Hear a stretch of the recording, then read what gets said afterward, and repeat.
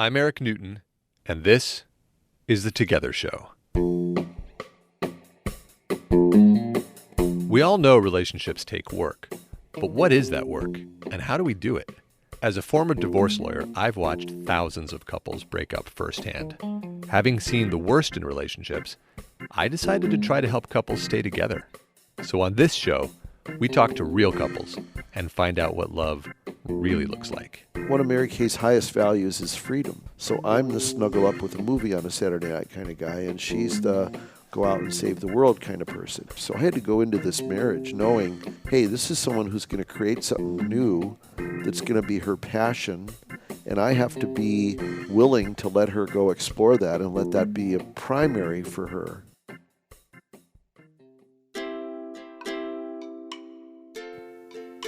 Welcome to the show, everyone. Thanks for listening. I want to give a big shout out to a few of our Patreon supporters today. Thank you, Tom Moore. Thank you, Peter Nelson. And thank you, Shannon Kennedy. And thank you to everyone who has supported the show on Patreon so far. As you know, we're just getting this project off the ground, so every penny makes a huge difference. Your support is invaluable. Thank you. Now on to the show. A theme has been coming up on the show lately, and this is through no specific intention of mine. And that is the importance of context in a relationship. And by that I mean that when couples create a shared intention or a paradigm into which their relationship is growing, the minor challenges just don't seem to grip very hard. When couples have something greater than themselves to reference, that allows them to move through conflict more easily and more gracefully than they otherwise would. Brian and Jennifer, a couple that we interviewed several weeks ago, talk about this in the bonus episode that I posted on Patreon. Kelly and Scott share about how the context of families saved their marriage. And today's couple, MaryCay and Michael Durant, talk about the context of their shared values. In this interview, we get a fascinating look into how their co-created values weave their way into all their decisions and all of their disputes. This is a very long interview, so we're skipping over the very sweet story about how these two met and how Michael finally won MaryCay over. The synopsis is that they had each been married before, and neither of them were looking for relationships. MaryCay was, in fact, even a little hesitant about the idea of marriage. But they met at a work event, and Michael had a spark, and so he set out to court MaryCay. And over time, they fell in love and they got married. The highlight of the story for me is that Michael was persistent, but in MaryCay's words, he honored her boundaries. When she needed space or she wanted to take a step back, Michael wasn't threatened by that. He honored those needs. And that's just the first example of how that specific value and how all of the values that these two co-created weave their way through this very lovely relationship. So with that, let's go to MaryCay and Michael Durant.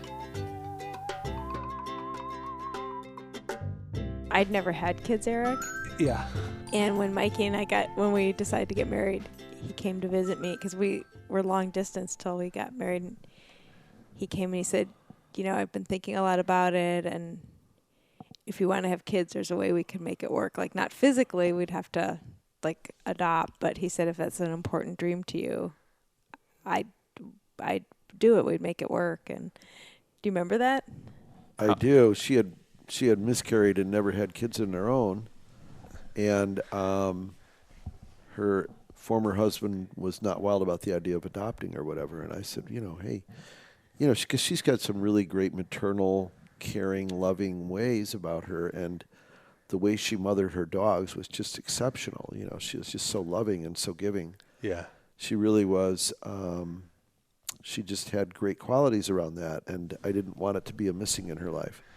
I didn't want whatever we had planned together for her not to know that it was like totally cool. I mean, I had kids, but if that was something that would make her feel complete, then great, I'm all on board. How old were you at the time? 45. Yes. Yeah, okay. Yeah. Or she was 45. Which is, that's doable now.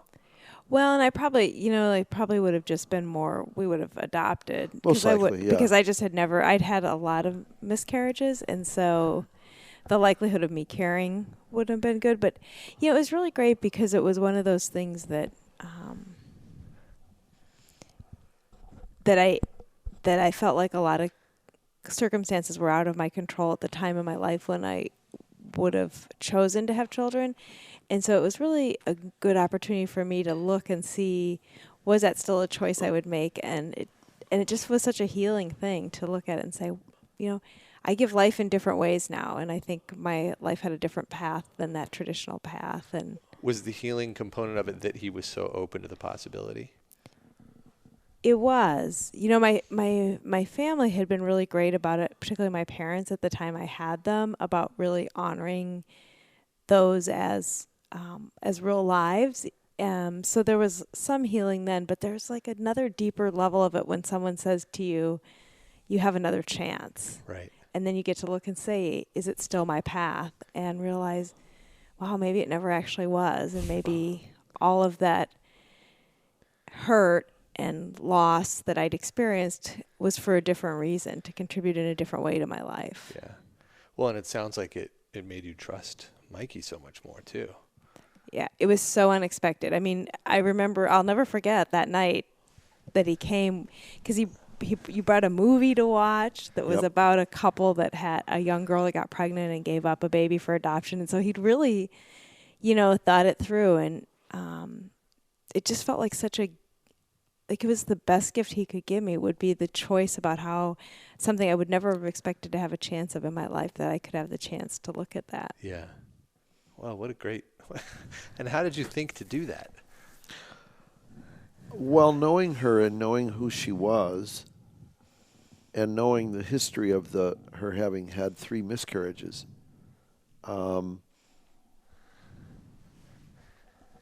it wasn't like somebody who was kind of in their own world that wouldn't really make a good mother as much as someone that would really be terrific as a mother. Yeah.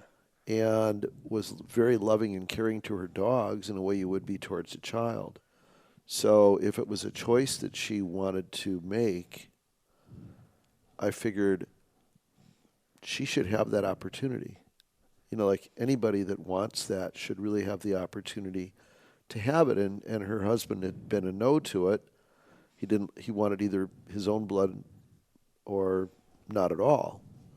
And I just didn't think if there was a chance for her life to be complete by having children, and that was something that she felt was missing, then let's create that opportunity for her to live full out. Yeah. Right? Because our marriage is not about what we take from one another as much as what we provide for one another in terms of opportunity and freedom and being complete in whatever we want to pursue. Now, I love that idea. I mean, that's sort of at the core of what I think some of the healthiest marriages are all about. But how then do you get what you need? It's a freedom to be. One of MaryCay's highest values is freedom. On the contrary, one of my highest values is companionship. So I'm the snuggle up with a movie on a Saturday night kind of guy, and she's the go out and save the world kind of person. She's the go and do the things that are driving her, because, she was working in the corporate world for 23 years. So I had to go into this marriage knowing, hey, this is someone who's going to create something new that's going to be her passion, and I have to be the willing to let her go explore that and let that be a primary for her. And I think it goes to his value of honor, that he's just always, just really been honoring of who I am and what I needed and the space that I needed, and, and letting me work through things at my own pace. Like even when, even though we talked about spending our life together, when he asked me to marry him, I was like, well, instead of getting engaged, could we get engaged in a conversation about what it would mean to be married? Because to me, the institution hadn't worked out. I'd been married before, and I was hesitant to the institution. And so it was, and, he gave me the space for that. He gave me the space to, I really needed to sit for many months with that decision. And dating long distance, she living in Minnesota and me living in San Diego, everything was with purpose. I think first first young marriages tend to be about, to the bride, it's about the event. It's about the day. It's about the day so many times. And it's not about the rest of the life. Yeah. Amen. Even though the vows are about that, but it's that wedding day. And it's so much about the pictures and the photographer and the flowers and the gown and the cake and the crap, that really is insignificant to the whole rest of the time people are spending together. And the choices that are made are really more of a choice around a dream and not around a life. Well, and I always like to say that I think that we really fell in love, and it started to become a relationship the old-fashioned way with technology. And what I mean by that is a couple things. Like we had a practice that we started shortly after that trip where we would communicate via email. And I love to write. So at the let's see, I'm trying to remember the way the time zone worked, but I would write him an email every day that would be like, this is what I've been thinking about today. And I was really at a point that I was trying to bring, love into the corporate world, like love of your work, love of the people you work with. And so I was really trying to bring a new way of relating and being as a leader in the business. And so I was stretching myself, not just in terms of having more adventures, like I mentioned earlier, but just stretching myself a lot professionally into my personal spirit and values work.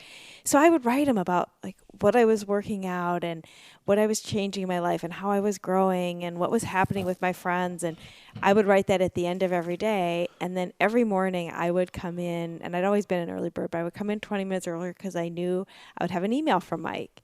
And I would get my cup of tea and I would sit and read it. And to me, it was really a way, it was like old-fashioned love letters where you got to know each other by the things that you talked about. And I think that was a really big thing that helped us, move our relationship along. In the early stage that you were alluding to with people in their first marriages, it seems like a lot of times they're glossing over that there will be challenges, and we are human and there will be challenges. But we forget about that when we're happy and excited about the future and don't always prepare for them. And you two laid very proactively this foundation so that when they occurred, it sounds like you would be able to take care of them. So I'm curious what challenges started to manifest and what that looked like at the time. Well, I think some of them were around blending families and blending lifestyles. So I think one of the first ones that I remember was around Michael, his youngest son, was living with him at that time, even though he was a young adult, and he would sometimes blow off phone calls with me to spend time with Brandon, his son, when he was living with them, and it seems like such a small thing, but my feelings would get hurt, and I would feel like, gee, I set aside this time for this virtual date, and now it doesn't happen, and that was the very first thing that I remember us, really applying our values to and talking about, his value of family and how could we work out something so. Because I got the idea that this was an important time with his son and he was really helping to shape his life. But I could understand that because I was asking him about his values. So it didn't become about you're choosing your son over me or you're disrespecting me. It could actually become about, okay, tell me why you're making these choices. And I could hear in that his value of family and his role as a father and really feeling like this was a critical time in his son's life. And so... And then, part of the tools is then me figuring out, well, what did I really need in that area? And then for me to be able to ask for that. And so I think that it's a small one, but that was like one of the very first challenges. What did you need? What was the answer? Well, this is okay. I'm almost embarrassed because I know you're recording this to say this. But, what I needed is if he knew in advance, I needed him to tell me. Just to say, send me a message as soon as saying, I'm going to be spending time with Brandon. And if it was like a weekend date, a virtual weekend date that we had set aside and he ended up just blowing me off because something came up that was a good time to connect with Brandon, I was like, okay, I'm totally good with that, but I'll need some token of love and so and it was like, and I didn't really know what the token of love would be, but it would be like he would ask me then the next day, you're like, hey, thanks for the space to spend time with Brandon last night, and what would have you feel like you're really special to me and feel like, I love you. And as it turns out, just the fact that he would ask that and that he would remember on his own that was important to me, and made all the difference. And then that he would remember things that I really liked and just maybe send me like a little something that was, maybe flowers, although I'm not a huge flowers person, but maybe something for the dogs that he knew would make me happy, or something for outdoor hiking because I like to hike, but he would always do little things to take care of my heart, knowing that I was opening it up in a way that felt really vulnerable to me because I'd really been hurt in my past relationships, like had felt very betrayed. And so I was really working on building trust, even though that sounds like such a small thing. It was really a place that I was learning to trust again. Right, yeah. And trust is, if nothing else, it's a layering of knowing that you can count on somebody, a layering of experiences. And so minor though you may think those were, they were some of those layers. And I think it goes beyond just trusting. I think it also means being heard. I mean, if I sent her, a box of dog bones for a dog, there's not really any monetary value to that, but it might have been my way of recognizing the value of what was going on in her dog's life, and these little rewards to give the dog might be the answer, or I mean, it never became about the money or the price tag on something as much as I heard you, or I hear what you're going through, or I'm your partner in this, whatever that challenge might be, or whatever, that kind of a thing, that made her feel like she had somebody looking out for her, or that was recognizing what she was going through. Yeah, which is so significant to a person to know that you're paying attention. So it sounds like you were using the values as a way to have a conversation and to understand one another's perspective on what was happening. Yeah. And then from that, dispute wasn't really part of it. It was a matter of dissolving the hurt so that you could get down to something that you two could actually agree to do with one another. Yeah, I think that's really well said. And I think another really big part of how we work through places where there's disagreements is that we keep listening until the place where we can see the same future. Mm-hmm. So I'll give you a completely different example is, you can tell that my dogs have been very important to me. I did therapy work with them. I think because I'd never had children, they were really important to me. We did work at the hospital with kids with them. And so when one of them got cancer, and he was pretty young at the time, he was only 9 years old,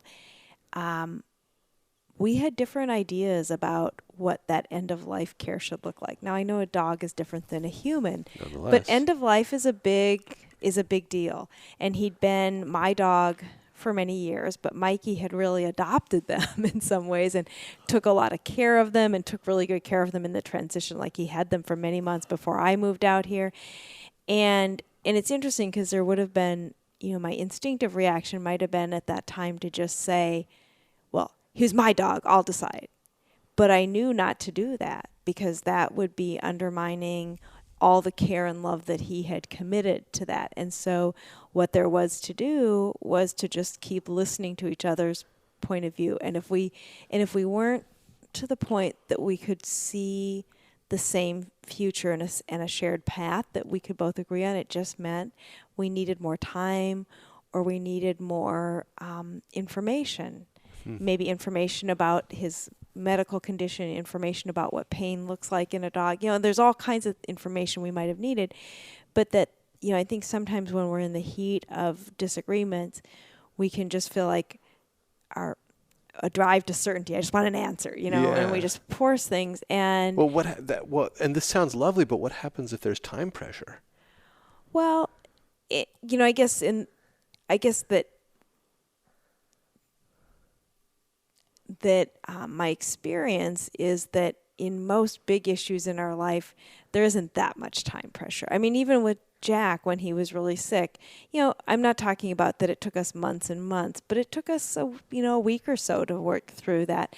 But we knew the cancer was coming, and we could start the conversation before the urgency of. And I guess maybe with young kids, you have things you need to decide in this moment. But the big things in life, if you take the time to think about them before they get urgent, there's time to let things simmer and time to say, okay, we've both listened to each other for an hour here now. Let's both step away and take that in. Give ourselves overnight to think about it, overnight to be with it. And sounds like neither of you had boiling blood in that dispute. There was sadness. Or am I wrong? Well, I would say that there was, I remember in the moment feeling a sense of this, I wanted to say, he's my dog, I'll decide, because I was really what was the ultimate, what did you want to happen? Well, I was worried that he was suffering and thought we needed to put him down now. And I decided that he needed a camping trip. And that was your perspective? He needed a trip before? He needed that last hurrah. He needed that, what's the organizations that do that last wish? Make-A-Wish. Make-A-Wish. He needed a Make-A-Wish trip. So she agreed, and we rented a camper, and we went up to the Sequoia Mountains, and we spent a week. Well, that sounds like that was him being a kid all over again. Which is beautiful. That sounds like that was the compromise. Well, and I would say, or not compromise, but the ultimate. The ultimate, and I think what were the polarized perspectives? Well, I think the polarized perspective was, I think probably Mikey started off more with, he's got a long time left. Yeah. And I said, I think he's in a lot of pain right now, and then in that first, and I think that it's time, and so just to give you an example of the urgency, so there was some urgency in me, my dog is suffering, and I think I'd had another dog before that I probably waited a day or two too long. Yeah. So for anyone who's had a dog and you wait one day too long, you never want to go there again. Yeah. You just know it's one day it's okay, the next day it's too, you've waited, they're suffering too badly. So I was really afraid of that. And so I really wanted in that first conversation to say, he's my dog, I'll decide. And I could feel that desire rising up inside me. And I could also feel like that's not honoring. There's our shared value. It's not honoring him and everything he's been to Jack, to trump him that way.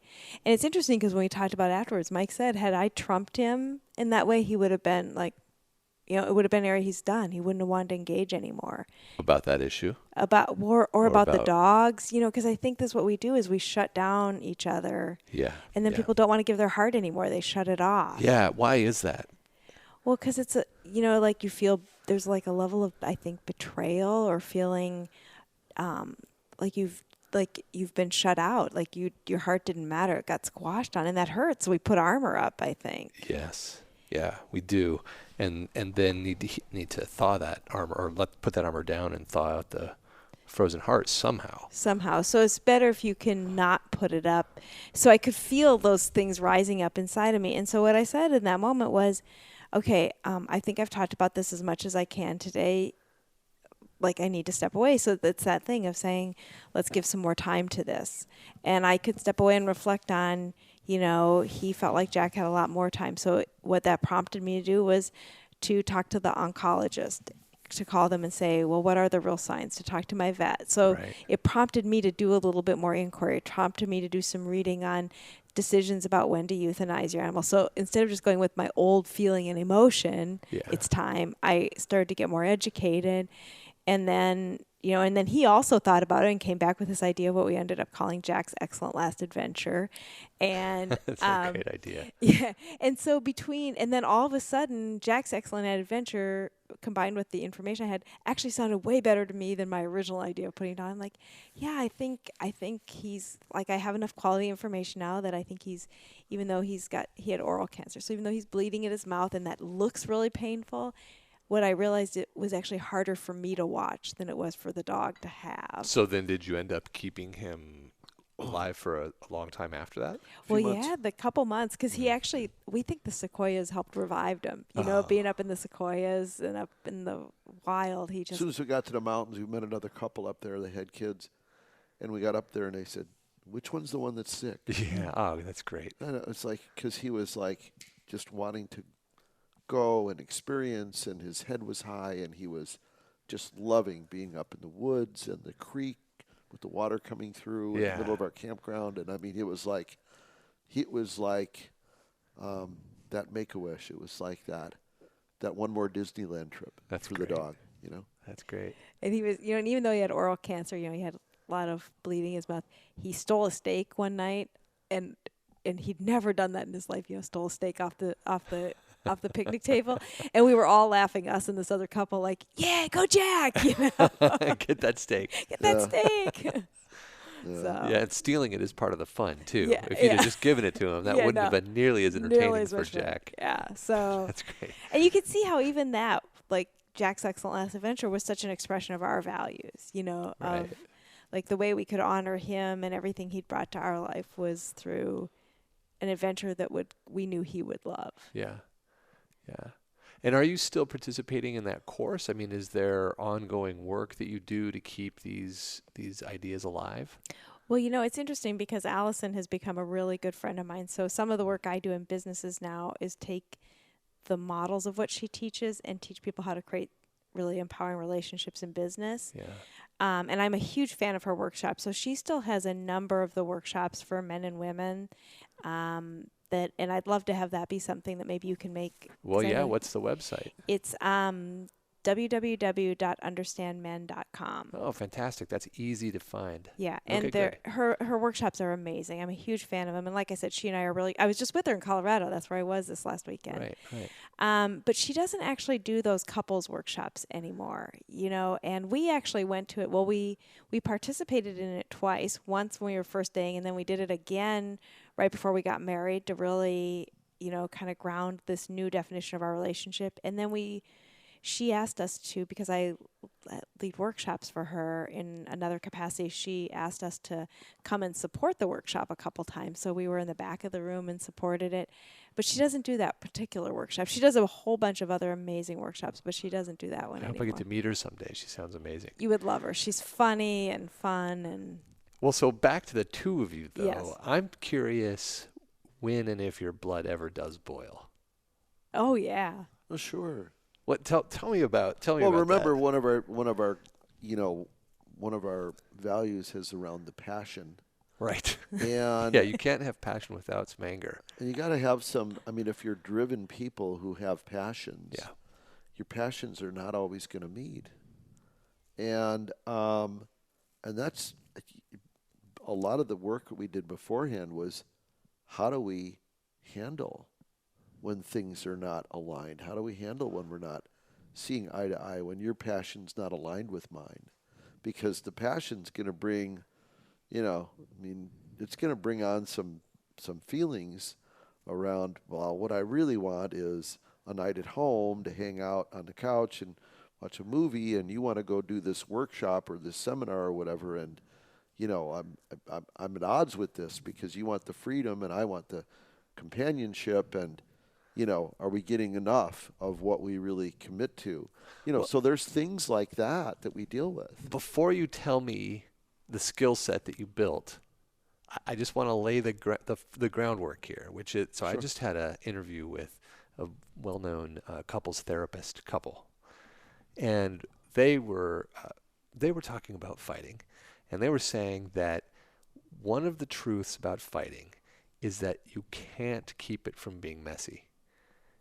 And that a lot of couples will come into their workshops or to their office and say, well, how do I make fighting fair?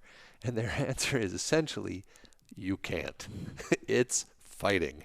And the content usually doesn't matter. For whatever reason, you get your what's the term? Dander up. And you're just going to go at it. And so now with that, tell me if you agree with that, first of all. And then with that as a premise, what skill set did you build around fighting? What was the one thing that we use? How is it defined? The deal making? Deal making. Oh. Well, I'm just going to say something about this, which is I say, yes, it is messy. Is messy. You know, it's really messy. It's one of the things that Allison says, partnership is messy. It is messy. Yeah. And I guess I would say two things about it. Is one is the more you can learn to understand who the other person is, the fewer things you actually get that dander up about. So I'll give you an example. Like Mikey's gets very focused, which I know they'll say a lot of men get very focused on something. So when he's focused on fixing the pool or, you know, doing these other things, and I think he should be focused on me, I don't get my dander up about that. Whereas in a previous relationship, I might have, because I didn't know, oh, that's just how his brain works. Or when he gets really frustrated because something's not working, like the TV's not working, and he'll be like, "Ugh," and he'll swear, yeah, goddamn, yeah. And I can feel my body tension raise. And in a previous relationship, before I understood, like, that's how the masculine sometimes gets their energy out, I'd be like, you can't do that, blah, blah, blah. But those times now I can just, like, take a deep breath, go stand outside, look at the stars, you know.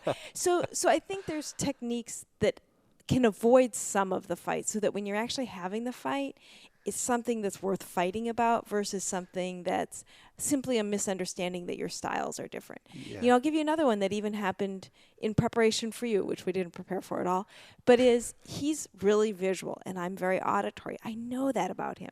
So if I want to honor him, I should give him something in writing that's print out your thing that says, oh, we're doing this interview and here's the questions and the prep, none of which I did. So of course it was like, he's frustrated because like he doesn't know what's going on. And Oh, I'm so excited. Did you guys have a fight about the show? Oh, yeah, Oh, yeah. totally. Oh, Yeah. Totally. that's so good. Oh, yeah. Totally. That's the first time I've right heard it. before the doorbell rang, like for 2 minutes. But like he said, well, you didn't he didn't say, you know, I'm visual, but he said, you didn't print it out for me, you didn't do this. And as soon as he said it, I could see, you're right.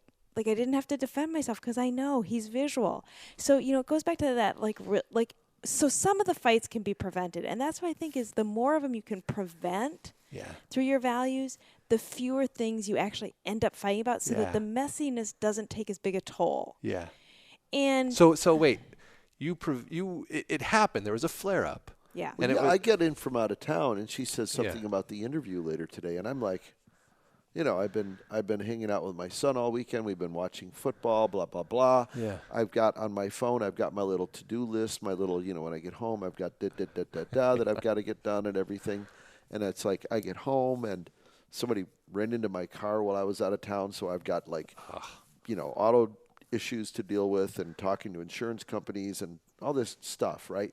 And then she says something on an interview.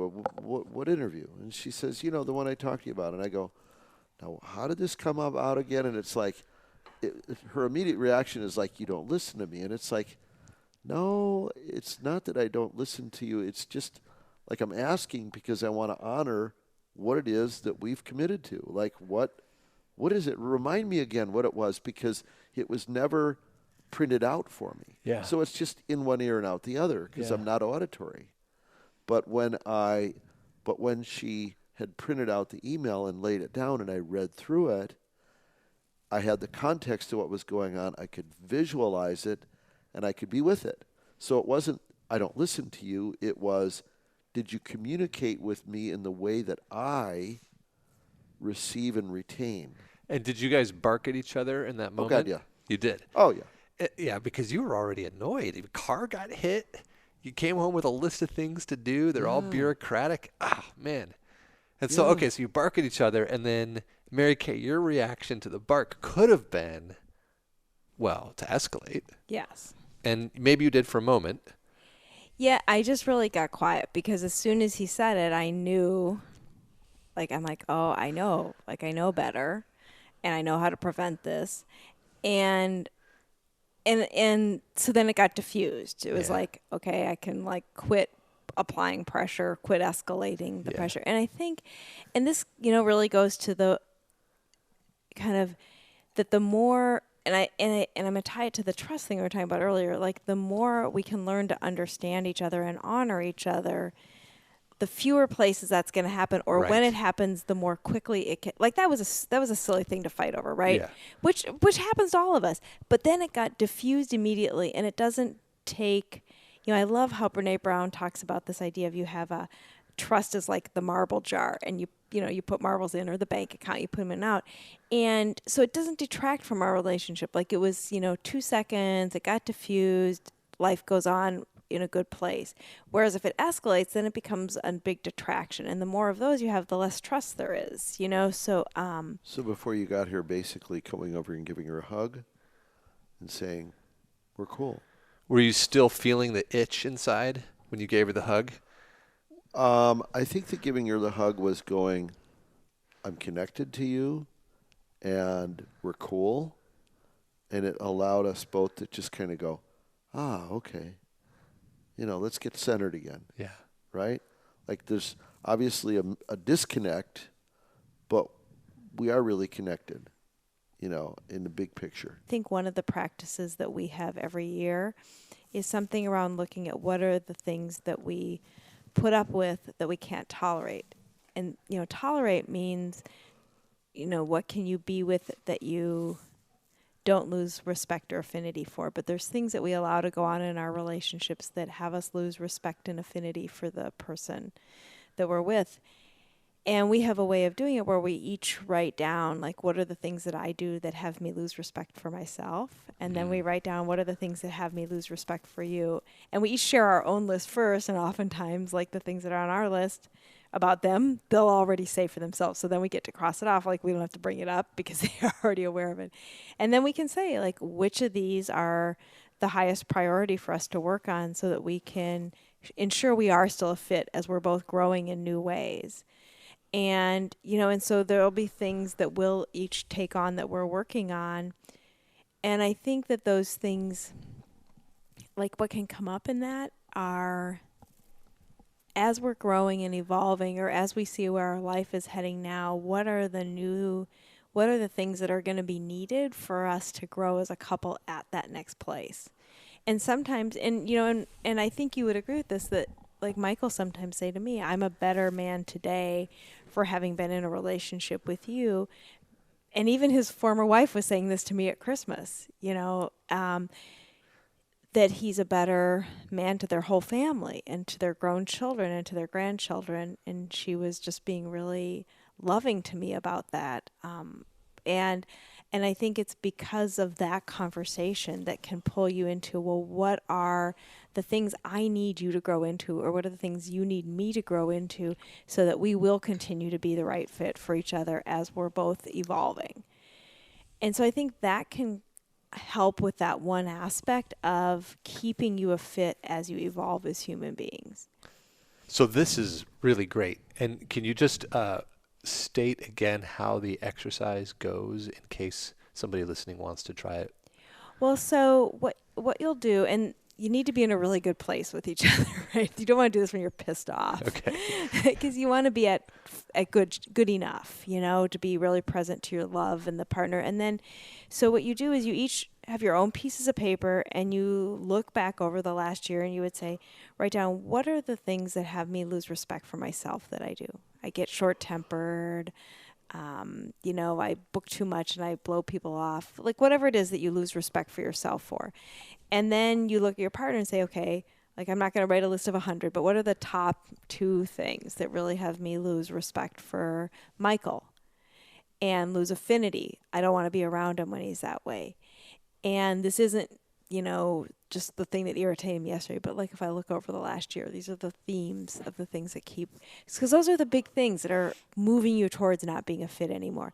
And then we each go first and share our own list. So I go share, and it requires courage and vulnerability to say out loud, I lose respect for myself when I get short and cut people off. And he might say, I lose respect for myself when I'm not generous with people, when I'm, kind of hold myself back or whatever. And if that was on my list for him, I now don't have to tell him I lose respect for you. This I can cross off. And instead what I can say to him is, wow, I think that's amazing that you've noticed that. How can I support you in developing that capacity in yourself? And what that does then is it just acknowledges, like, that's an important thing. I'm really glad you're taking that on, and I'm your partner. I want to help you in doing that. And, we both have our things that we're working on. We write the words on stones, and we have them over on the kitchen counter there so that we can have them be present for us. And I think a practice like that, like, it's not something you want to do every month, but doing that every year or so gives you the confidence that you can continue to grow in a way that you stay a fit even as you evolve or as your life changes. Like, what you may lose respect for someone for when you have kids that are 2 are going to be different than when you're paying for college, Yeah, because it's the annoyances in your partner that cause you to callous and want to move in the opposite direction from intimacy is what you're. And so you work off that callus by talking about it. But so this is a great exercise, but I'm curious, how do you do it without breaking trust? Like, how do you say, because losing respect is a big statement. I really lose respect for you when you X seems really powerful. Is there like a container you create before you start the exercise so that doesn't hit quite so hard? Well, I think some of it is, what are all the things you're doing to appreciate and show love all the time so that you have a container. And then I think one of the things that we try to do when we do this exercise is we try and have it be at a time where we really are nourishing our relationship. So one of the things, we didn't do it this year, but that we've done many years, is we'll go in January to Hawaii. And it's a time that we really focus on just us, and we play, and we, so a lot of our values get expressed, and we really are connecting with each other. And that's a really great time to have that conversation at some point, because we're in a really good, nurturing, loving space, and we really want to create a year that's amazing, So I think some of it is about, which is probably easier for us. We're not raising kids. We're not at that point in life where you've got a million things going on, so we have the space to carve that out. But I do think that's a helpful thing to do, is to have it be at a time where you have some time to nurture each other, and you've connected, and you're really at that place of cherishing what you have. And I think the thing that we don't experience as a couple, that many couples do experience, is I never feel like I'm compromised or giving up or sacrificing something that's important to me by saying, oh, okay, and then building resentment and letting things build, rather than just being upfront about things and dealing with them before they. I'm sure there are many relationships where people compromise themselves and they give in, and they, MaryCay doesn't want to go to a bar and drink beer. She doesn't go to a bar and drink beer. She never compromises herself to try to make me happy, to go to a bar and hang out with people she doesn't want to be with and drink beer, But how many people do the things that they do because they're compromising themselves and who they are just to get along, right? Or just to satisfy someone else, to be a pleaser rather than being true to who they are, and finding a way to really be who she is and live fully into that, and for me to live fully into who I am, and find a way to support each other. Which circles back to the very first thing that you said at the beginning of the show. And I'm glad you brought it up, because I wanted to ask one more thing about that. Yeah. It sounds like it's, so you've said that you've worked out values, and it sounds like that's a question of priorities. Have you also worked out a structure for the priorities in your life? I guess I would say that, I think priorities flow so much. What your priorities are. I guess to me that feels like it's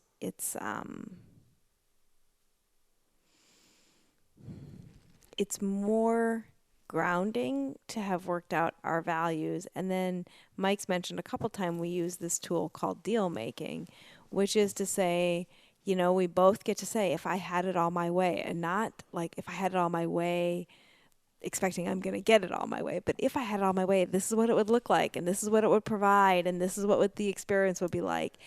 And that we both do that, And then and sometimes when you hear the other person's all their way, it sparks new ideas. Like, oh my gosh, I would never thought about that. Oh, what about this? And that we just keep at that, or we step aside from it until we get to a place that we're both thrilled with whatever we've come up with. So if there's, things that either of us say, I like, that really doesn't work for me. I mean, I think there's things that we both do because we say, I want you to be happy and this is important to you. And, like, do I really want to go down to sailing parties after he's had a day of races? Yeah, maybe not. But I do it because I know he's excited and I want to be there with him. So, yeah, like, we do that. And I think, it's not a marriage where we're saying, it's all my way, it's all your way, and I'm never going to do anything that you want to do. I think we're always looking for how much can I give to each other. I think that's the premise we live into. How much can I give? How much can I give? And what's enough of the things that I need? And I think that's always our starting place. But then from that place, we trust, because we're both giving everything that we can to the other, that we can trust that the things that we need, there's a way to work them out. And that neither of us, it goes back to this whole thing of enough, that neither of us,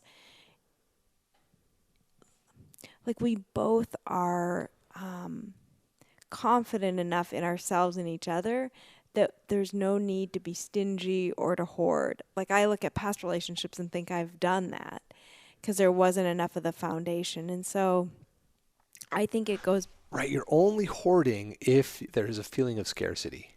Yes. Yeah. There's a possibility you're not going to get enough food tomorrow, so you hoard it today. Mm-hmm. And so you might do that in a relationship, but you guys are heading that off by constantly focusing first on how you can provide what the other person needs.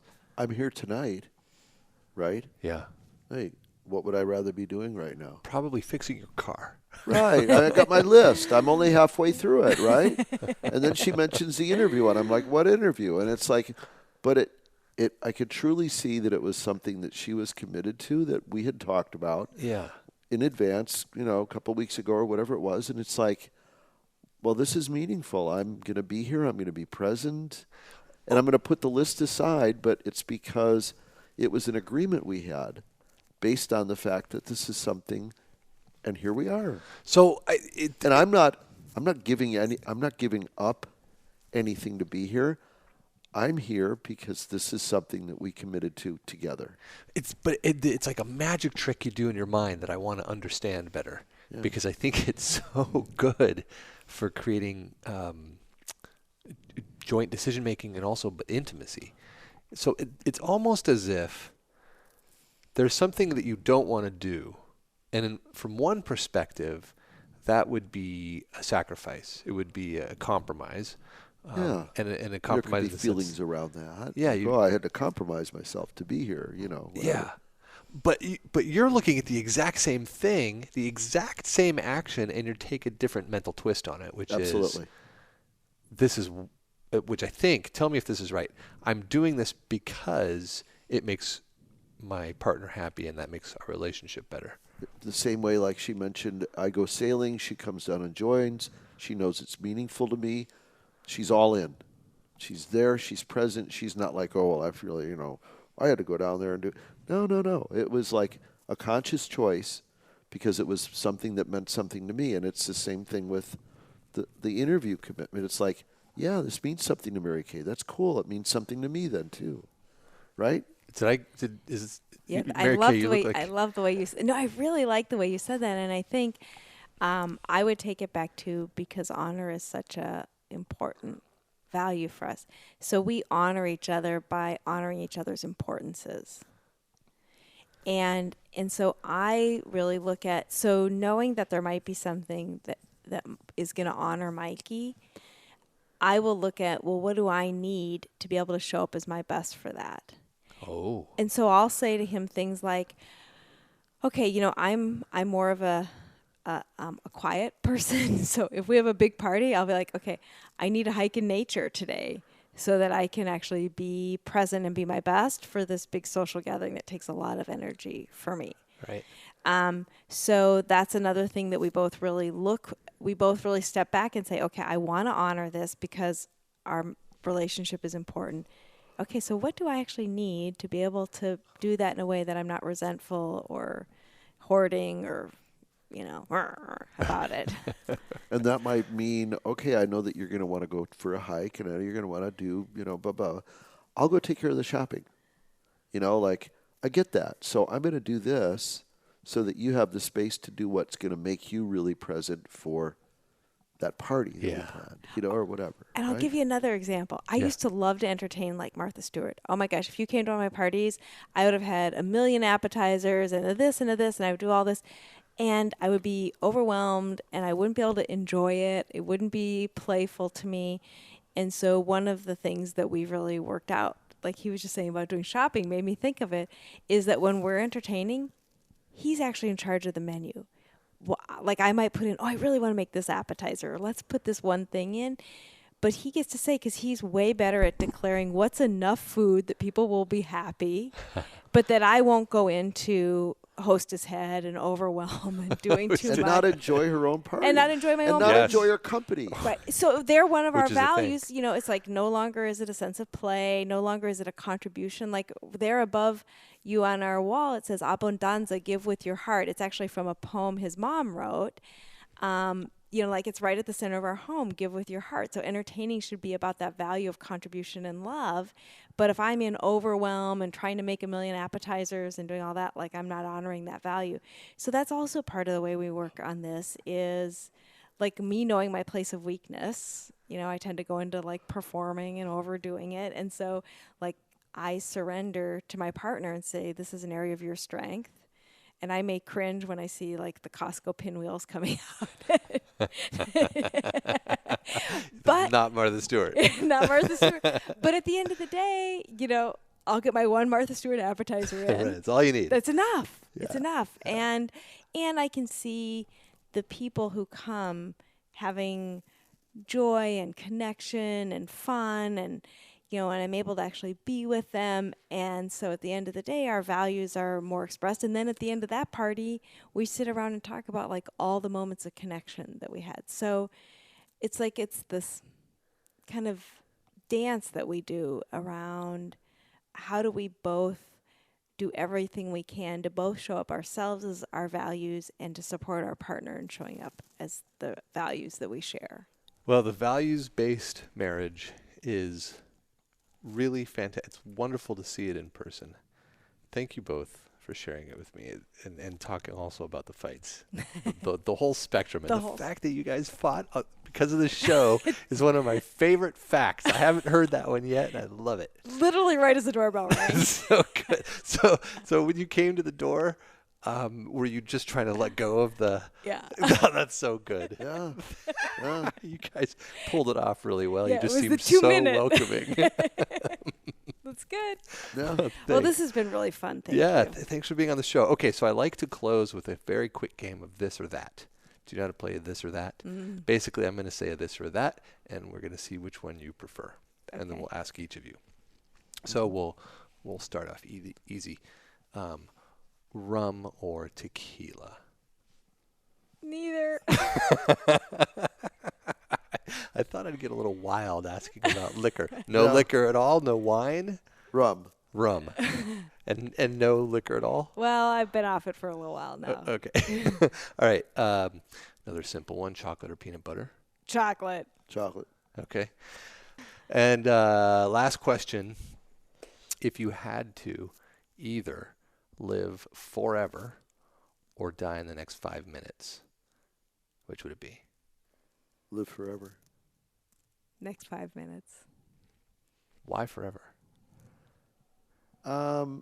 There's always a passion in life to pursue. And I don't know if I'll ever be able to pursue it all before the time comes. Yeah. And there's enough things to get excited about For to infinity. keep going. Yeah. I believe there's something even greater Beyond. after. Yeah. Why lock yourself into this? Yeah. Yeah. Okay. Well, thanks again for being on the show, you two. It was a real pleasure. Thank We you. enjoyed it. Well, that's it for the Mary-Kay and Michael episode, folks. Thanks for listening. You can find the workshops that Mary-Kay and Michael reference at www.understandmen.com, and I'll put a link to that in our show notes. If you liked what you heard, please subscribe to us on iTunes. It makes a big difference when you do that. If you have any questions or comments, or if you'd like to be on the show, please reach out via one of our platforms. You can find our website at www.together.guide. Our Facebook page is facebook.com/togethershow. Twitter and Instagram are both at together_show, or you can email me at host@together.guide. Our producer is Charlene Goto. Our web designer is Courtney Munna. Our art director and my one and only is Aubrey Pick. Thanks once again to my guests, MaryCay and Michael. Guys, I'll be down in San Diego soon, and I hope we can get together. That's all for today, folks. See you next time.